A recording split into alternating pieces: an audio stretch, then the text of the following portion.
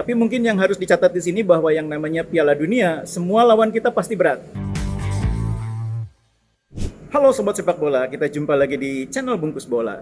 Dan kali ini kita akan ngobrol tentang Piala Dunia U17, di mana FIFA baru saja menggelar drawing untuk putaran final. Dan Indonesia sebagai tuan rumah akan berada di grup A. Sebagai tuan rumah kita menempati posisi A1 yang akan didampingi oleh Ekuador. Kemudian juga kita akan didampingi oleh Panama. Dan jangan lupa ada Maroko juga di sana. Ini grup yang bagi sebagian besar orang dianggap sebagai grup yang cukup mudah, minimal bukan merupakan grup neraka. Tapi mungkin yang harus dicatat di sini bahwa yang namanya Piala Dunia, semua lawan kita pasti berat. Karena Indonesia adalah satu-satunya negara yang belum pernah tampil di putaran final Piala Dunia. Kita tahu bahwa Ekuador sudah pernah 6 kali main di Piala Dunia, Panama juga sudah bermain lebih dari sekali, begitu juga dengan Maroko yang juga sudah pernah merasakan Piala Dunia U17. Hanya Indonesia yang belum pernah main di Piala Dunia U17. Ini merupakan debut bagi timnas Indonesia U17 di bawah asuhan Coach Bima Sakti untuk bermain di ajang terbesar di dunia ini, Piala Dunia U17.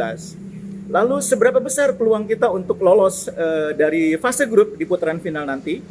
Saya termasuk orang yang cukup yakin bahwa kita punya peluang untuk lolos dari fase grup. Pertama karena memang sistem yang dipakai Piala Dunia U17 ini tidak terlalu berat.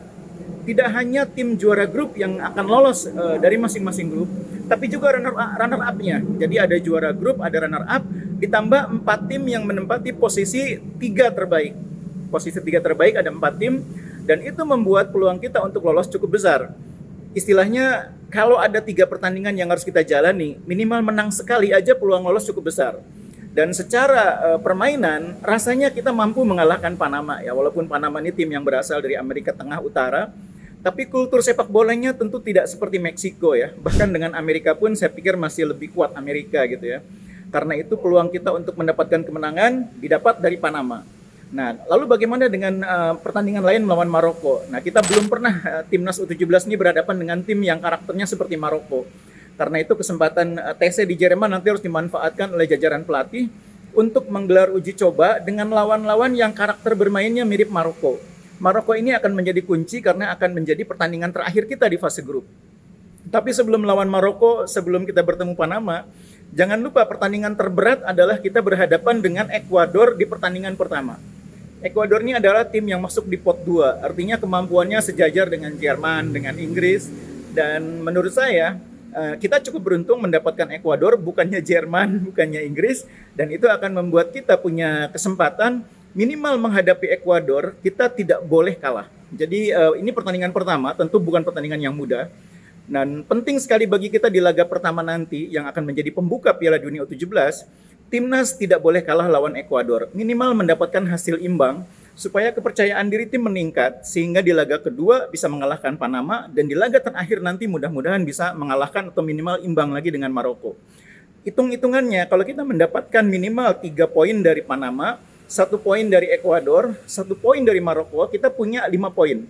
Dengan 5 poin, kesempatan untuk menjadi juara grup cukup terbuka. Meskipun yang paling realistis adalah menjadi runner-up. Tapi kalau menjadi peringkat ketiga terbaik, dengan 5 poin hampir pasti kita lolos. Karena itu saya yakin sekali kita bisa lolos. Tapi dengan catatan tentunya ya, kita tidak bisa begitu saja di atas kertas lolos, tapi kalau kita tidak mempersiapkan diri dengan baik, tentu akan menjadi tantangan tersendiri. Jadi kuncinya menurut saya sekarang adalah bagaimana selama TC di Jerman yang akan berlangsung sekitar 2 bulan, Coach Bima dan kawan-kawan harus bisa mempersiapkan tim ini dengan baik. Kuncinya yang pertama itu, mempersiapkan periodisasi supaya peak performance atau puncak penampilan pemain itu nanti tercapai di Piala Dunia bulan November mendatang. Jangan peaknya itu tercapai katakanlah bulan Oktober, tapi justru harus bisa dicapai pada bulan November ketika kita mulai bermain di Piala Dunia. Itu yang pertama. Yang kedua, kita harus membiasakan diri berhadapan dengan lawan-lawan yang karakter mainnya nanti mirip dengan Ekuador, yang karakter mainnya nanti mirip Panama, mirip Maroko. Karena itu uji coba menjadi sangat penting. Saya tahu bahwa Coach Bima dan kawan-kawan sudah mempersiapkan sejumlah uji coba. Tapi yang saya dengar, sebagian uji coba yang sudah disusun itu berhadapan dengan tim-tim Eropa. Sementara kita tidak punya lawan dari Eropa di fase grup. Bukan berarti tidak ada gunanya. Itu pasti akan ada gunanya juga untuk menaikkan mental dan kepercayaan diri para pemain. Tapi penting sekali secara teknis, tim kita harus biasa berhadapan dengan tim lawan yang cara mainnya mirip Ekuador. Ini kan tim dari Amerika Latin yang mengandalkan kecepatan, mengandalkan skill individu. Kita harus biasa bermain melawan tim seperti itu. Tidak ada salahnya mungkin kita uji coba katakanlah dengan Venezuela, katakanlah dengan Paraguay, katakanlah dengan Uruguay. Kemudian kita juga harus membiasakan diri berhadapan dengan lawan yang gaya mainnya mirip dengan Maroko. Nah itu kalau dari Eropa ke Afrika Utara tuh nggak terlalu jauh. Karena itu mudah-mudahan ada kesempatan bagi timnas U17 uji coba misalnya dengan Aljazair atau uji coba dengan Tunisia. Itu karakter mainnya agak-agak mirip dengan Maroko. Nah kalau kita sudah pernah berhadapan dengan tim seperti itu nanti di pertandingan fase grup, insya Allah nggak kaget lagi. Yang mungkin agak sulit adalah mencari lawan yang karakter mainnya mirip dengan Panama. Karena Panama ini dari Amerika Tengah Utara dan mungkin tidak mudah juga mendatangkan tim yang seperti itu di Eropa. Tim-tim yang seperti itu cara mainnya kan agak mirip dengan Meksiko, agak mirip mainnya mungkin dengan Honduras, dan mungkin agak sulit mencari lawan seperti itu.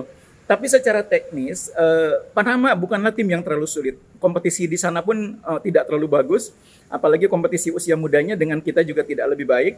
Karena itu saya pikir kita tidak perlu terlalu risau menghadapi Panama, tapi bagaimana fokus menghadapi pertandingan pertama lawan Ekuador. Ini pertandingan yang menurut saya akan sangat menentukan peluang kita lolos dari fase grup.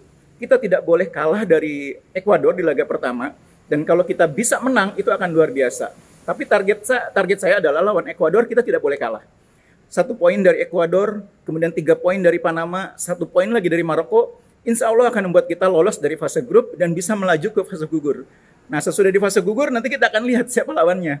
Karena menjadi peringkat pertama akan beda dengan menjadi peringkat kedua. Apalagi peringkat ketiga terbaik. Lawannya akan lebih berat. Kita tunggu aja nanti seperti apa. Tetap semangat dan yakin sepak bola Indonesia akan maju dan sukses di Piala Dunia U17.